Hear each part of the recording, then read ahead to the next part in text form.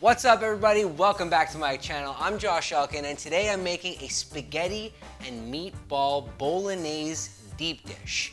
It's not a bowl of pasta and it's not a deep dish pizza. It's something unique and it's quite a mouthful. Not only to say, but also to eat. Let's get on with the recipe.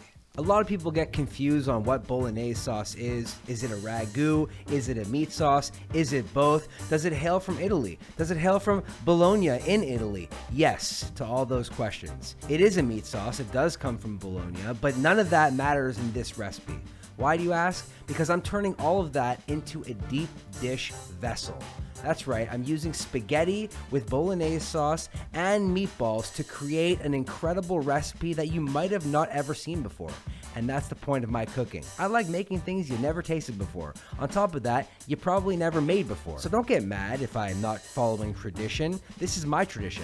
I'm making it right here and right now. And if you haven't figured it out at this point, all my cooking is taking old traditions and flipping it on its face to create a brand new, never before seen TheJoshElkin tradition. You mad? If you are mad, don't be. I'm sure at some point during history, someone looked at that guy and was like, hey, Chef Boyardee, pasta doesn't go in a can. Little did they know that this day and age, you can pretty much find anything in a can. I'm not out here trying to tell you how to live.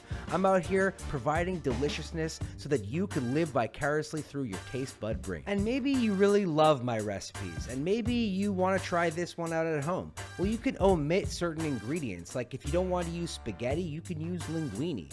Or if you didn't want to use ground sausage in your meatballs, you could use just ground meat. This is a guideline so that you guys can experience the flavors and deliciousness that I experience on the regular when I make these videos for the world. Speaking of which, why don't you go ahead and leave a comment down below letting me know other variations of pasta deep dishes you might want to see me make. For example, a shrimp linguine deep dish, or maybe even a chicken pesto deep dish. Wait a minute, I did that one already. Basically what I'm saying is that no matter what way you slice it, everything can be turned into a deep dish hand vessel. Here's where I get on making the sausage meatballs. Now it's sausage mixed with ground beef, a little bit of Parmesan, some parsley, and the trick is to add some breadcrumbs, but also to add some milk. That way the milk will combine with the breadcrumbs and create an everlasting, awesome moisture with each meatball. There's nothing worse than biting into a dry meatball. Am I right? I guess biting into no meatball at all is worse than a dry meatball, but I digress. And the key to making the meatball is to pan fry them first, then throw them in the oven so that the internal temperature can cook through. And just so you know, the point of me adding the mozzarella cheese before onto the base of the pasta is so that when it cooks, it gives us like a protective layer so that the sauce doesn't seep through all the nooks and crannies of the pasta base. I mean, I'm sure fresh mozzarella is readily available at all grocery stores, but if it isn't, you could easily omit that and use regular mozzarella cheese. Don't even worry about it. And just so you know, I actually made these meatballs a little oversized, so when I made this deep dish, I cut them in half and placed them face side down. Not only was that better, but it also prevented the balls from rolling off the deep dish.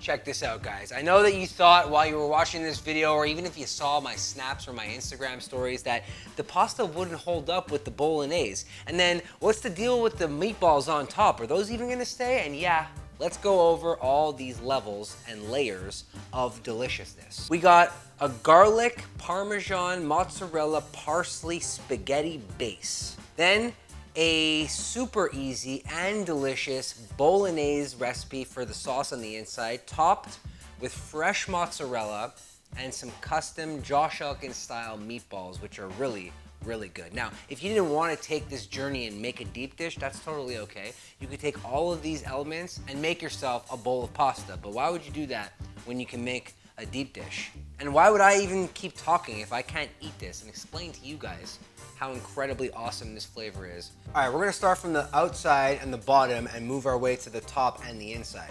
First, you're met with some crunchy pasta, which is great. Not sure if you guys have ever had crunchy pasta. If you reheated your pasta from the night before in a pan and you got little fried bits, that's what you get on the exterior. But then once you crack into that, there's actually soft pasta in the middle.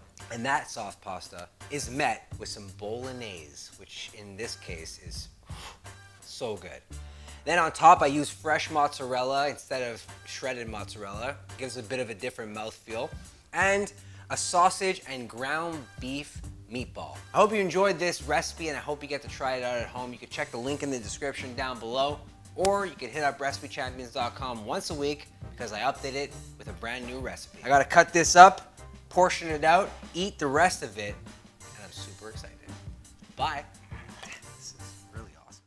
Hope you guys enjoyed that video. If you want to become a recipe champion in your own home, head over to RecipeChampions.com for all my published recipes. You can learn how to make crazy things like Fruity Pebbles cheesecakes or even an Eggs Benedict burrito. Go check it out and learn how to turn yourself into a recipe champion.